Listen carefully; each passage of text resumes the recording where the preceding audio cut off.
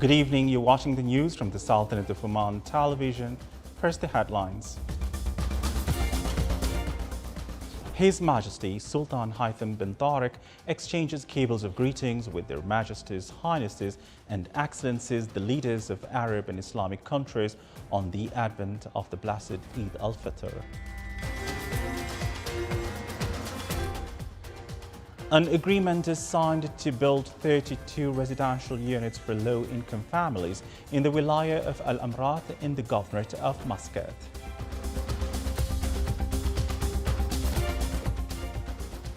And the Ministry of Health announces 18 deaths, 787 new cases of COVID-19, and the second dose of Pfizer-BioNTech vaccine is to be postponed, and the available vaccines will be administered on 12th grade students in the Sultanate.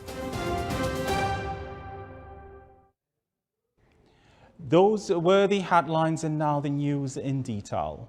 His Majesty Sultan Haitham bin Tariq exchanged Eid and al-Fitr greetings through phone calls with His Highnesses Nawaf al-Ahmed al-Jaber al-Sabah, Emir of the State of Kuwait, His Highness Sheikh Tamim bin Hamad al-Thani, Emir of Qatar, and His Majesty King Hamad bin Isa al-Khalifa of the Kingdom of Bahrain.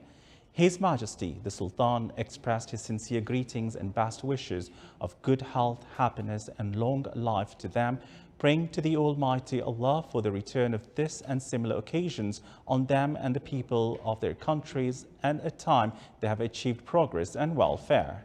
His Majesty also wished all Muslims plentiful bounties and blessings. On their turn, His Highness the Emir of the State of Kuwait, His Highness the Emir of Qatar, and His Majesty the King of Bahrain expressed their sincere greetings and best wishes to His Majesty the Sultan. They prayed to the Almighty Allah to grant His Majesty good health, happiness and long life, and for the return of this and similar occasions on His Majesty to achieve further aspirations of progress and prosperity for the Omani people. They also wished the Arab and Islamic nations abundant blessings and bounties. On the advent of the blessed Eid al-Fitr, His Majesty Sultan Haitham bin Tariq has exchanged cables of greetings with Their Majesties, Highnesses and Excellencies, the leaders of Arab and Islamic countries. His Majesty the Sultan expressed its sincere greetings along with his best wishes of good health, happiness and long life to the leaders and the people of their countries, further progress and prosperity, praying to Allah the Almighty to bestow His blessings on all Muslims and endue them with security, peace and stability to prevail over all Arab, Muslim and the rest of the world countries. The leaders expressed their warm greetings along with their best wishes to His Majesty the Sultan, praying to Allah the Almighty to protect His Majesty and grant him good health, happiness and long life to achieve aspirations of further progress and prosperity under His Majesty's wise leadership for the Omani people, and to return such occasions on His Majesty, citizens, Arab and Islamic nations with pride, glory and success. His Majesty the Sultan exchanged cables of greetings with the custodian of the two holy mosques, King Salman bin Abdulaziz Al Saud of the Kingdom of Saudi Arabia. His Highness Sheikh Khalifa bin Zayed Al Nahyan, President of the United Arab Emirates. His Majesty King Hamad bin Isa Al Khalifa of the Kingdom of Bahrain. His Highness Sheikh Tamim bin Hamad al-Thani, Emir of the State of Qatar. His Highness Sheikh Nawaf al-Ahmed al-Jaber al-Sabah, Emir of the State of Kuwait. His Majesty King Abdullah II Ibn al-Hussein of Jordan. His Majesty King Mohammed VI of Morocco. His Excellency President Qais Said of Tunisia. His Excellency President Abdel Majid Tebboune of Algeria. His Excellency President Ismail Omar Guelleh of Djibouti. His Excellency President Abdel Fattah al-Burhan, Chairman of the Sovereignty Council of Sudan. His Excellency President Dr. Bashar al-Assad of Syria. His Excellency President Mohammed Abdullah Farmajo of Somalia. His Excellency President Dr. Burhan Ahmed Saleh of Iraq. His Excellency President Mahmoud Abbas of the State of Palestine and the Chairman of the Executive Committee of the Palestine Liberation Organization. His Excellency President Othman Ghazali of the Comoros. His Excellency President Dr. Mohammed Al-Manfi of the Libyan Presidential Council. His Excellency President Abdel Fattah el-Sisi of Egypt. His Excellency President Mohammed Ould al-Sheikh of Al-Ghazwani of Mauritania. His Excellency President Abdel Rabb Mansour Hadi of Yemen. His Majesty Sultan Haji Hassan al-Bolkiah of Brunei, Jerusalem. His Majesty Abdullah ibn al-Sultan Ahmed Shah, King of Malaysia. His Excellency President Dr. Ilham Haider Aliyev of Azerbaijan. His Excellency President Dr. Mohammad Ashraf Ghani of Afghanistan. His Excellency President Joko Widodo of Indonesia. His Excellency President Shaukat Mirziyoyev of Uzbekistan. His Excellency President Dr. Hassan Rouhani of Iran. His Excellency President Dr. Arif Alvi of Pakistan. His Excellency President Mohammed Abdul Hamid of Bangladesh. His Excellency President Gurban Guli Bardi Muhammadov of Turkmenistan. His Excellency President Recep Tayyip Erdogan of Turkey. Her Excellency President Samia Hassan of Tanzania. His Excellency President Ali Bongo Ondimba of Gabon. His Excellency President Adama Barrow of Gambia. His Excellency President Macky Sall of Senegal. His Excellency President Imam Ali Rahmayov of Tajikistan. His Excellency President Sadr Jabarov of Kyrgyzstan. His Excellency President Qasim Jomart Kotayev of Kazakhstan. His Excellency President Ibrahim Mohammed Solhi of Maldives. His Excellency President Mohamed Bazoum of Niger. His Excellency President Mohamed Buhari of Nigeria. His Majesty also received cables of greetings on this blessed occasion from a number of crown princes, presidents, and senior officials in Arab and Islamic world, and from their highnesses and excellencies, the ministers, honorable members of the State Council, their excellencies, the members of the Shura Council, under-secretaries, Omani ambassadors, sheikhs, other dignitaries, and citizens. They all expressed their utmost greetings and best wishes to His Majesty, praying the Almighty to preserve His Majesty and to endow him with good health, happiness, and to grant him long life and success, and to renew such occasions with good omen and welfare on everyone.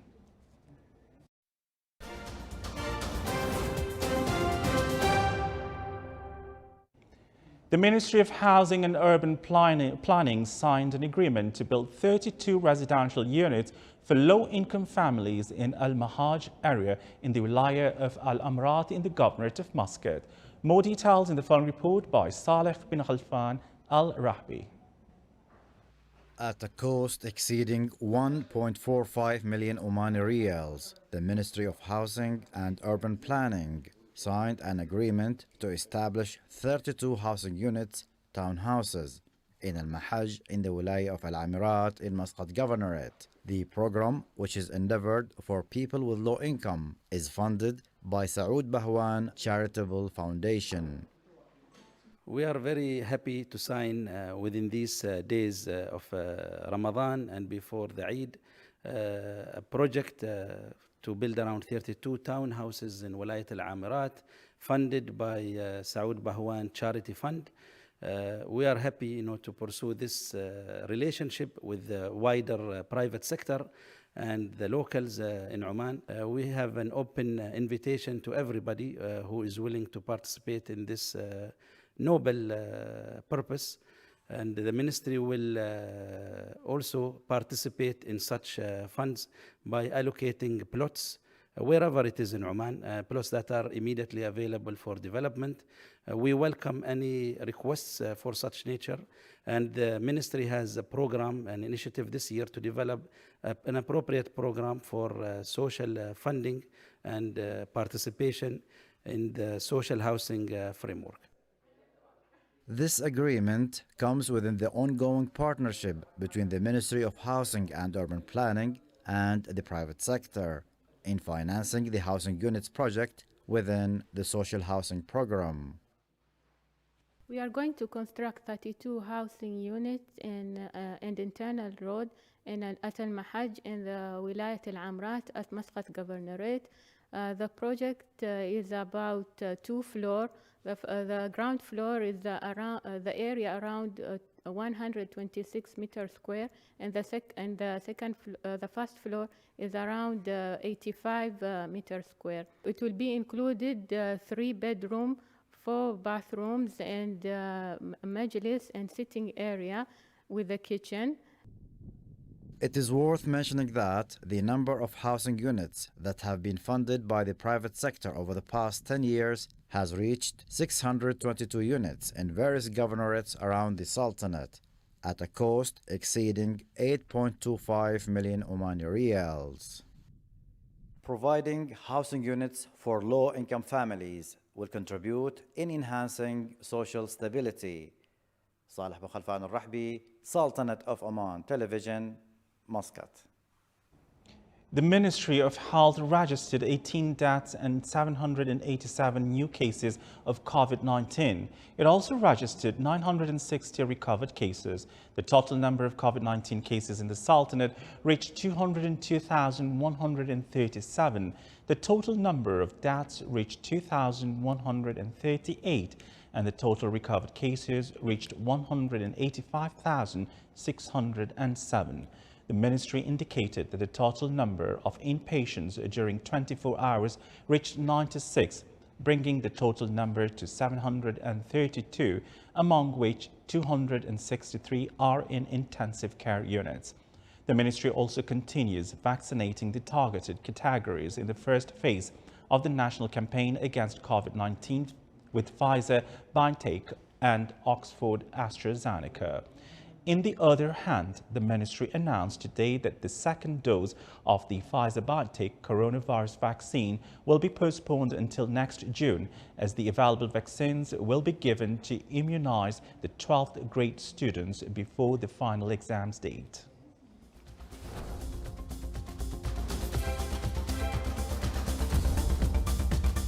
Still to come in our news. Tugboats are moving a 200-meter-long bridge through Maas River in the Netherlands.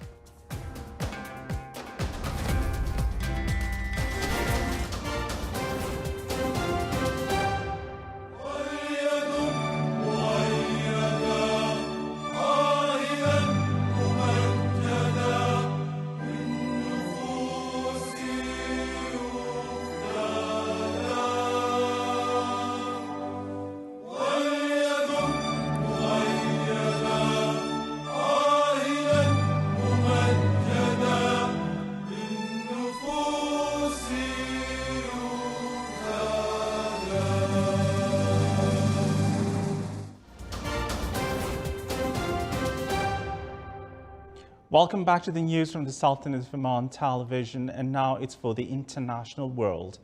Footage showed several people praying in the area around one of the gated entrances to the Al-Aqsa Mosque compound, where police were observing people going through their checkpoint. It comes after Israeli police firing tear gas, stun grenades and rubber bullets clashed with the stone-throwing Palestinians at the Flashpoint Jerusalem holy site, the latest in a series of confrontation in that they threatened to push the contested city towards a wider conflict. More than a dozen tear gas canisters and stun grenades landed in the Al-Aqsa Mosque, situated in a compound sacred to both Jews and the Muslims. The site, known to Jews as the Temple Mount and to Muslims as the Noble Sanctuary, to the considered the holiest site in Judaism and the third holiest in Islam. More than 270 Palestinians have been hurt in the clashes, including 205 who went to hospital and clinics for treatment.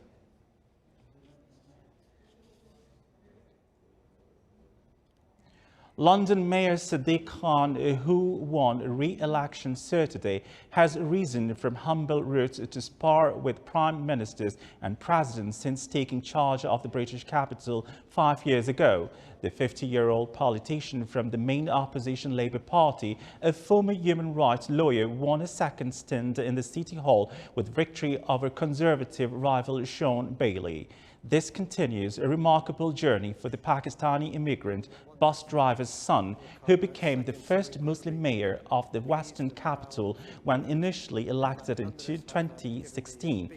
He has made a name for himself as the vocal critic of Brexit and successive Conservative Prime Minister, including his mayor predecessor Boris Johnson, as well as one of the forward with former US President Donald Trump.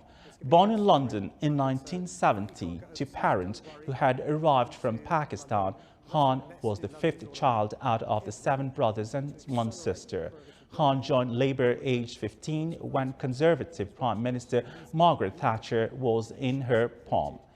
He lives in the area of Tooting with his lawyer wife Saadia and their 2 teenage daughters. Incredibly pleased and proud and feel privileged.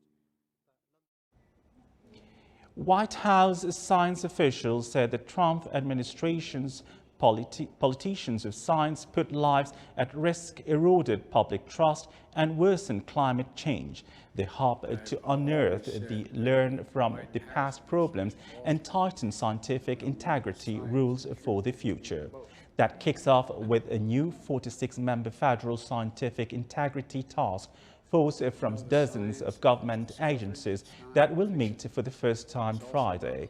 Their task is to look back through 2009 for areas when partnership interfered with the postponed and supposed to be the decision based on evidence and research, and come up with ways to somehow keep politics out of government science in the future. Scientists and others have accused the Trump administration of setting aside scientific evidence and injecting politics into issues including the coronavirus, climate change, and even whether Hurricane Dorian threatened Alabama in 2019. Public service announcements galore. A 200-meter-long bridge is taking a slow cruise through the heart of Rotterdam as it heads for its new temporary home near the city's busy port area. Tugboats moved the new Surhoff Bridge early this morning as it floated on pontoons on the series of other bridges on the Maas River that bisects the Dutch city. The new bridge is 20 meters wide and has a 40-meter-high arc. The existing bridge, including the iconic Erasmus Bridge, all have sections that can be raised to allow ships with large cargoes to pass. The meticulously planned operation to transport the bridge from its construction site took hours and will continue over the coming days. The structure will eventually come to rest alongside the old Surhoff Bridge that carries traffic to and from the Maasvlak port area. This is the Sultan of Oman television. Before we end tonight's bulletin, here are the main points once again. His Majesty Sultan Haitham bin Tariq exchanges cables of greetings with Their Majesties, Highnesses and Excellencies, the leaders of the Arab and Islamic countries, on the advent of the blessed Eid al-Fitr. An agreement is signed to build 32 residential units for low-income families in the Wilaya of Al-Amrat in the Governorate of Muscat.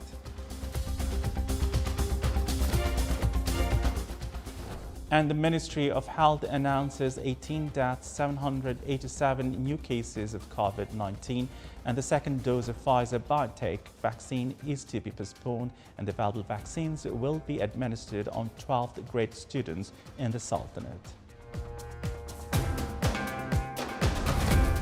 With that, we come to the end of tonight's news bulletin. From all of us here at the studios and the newsroom, it's good night.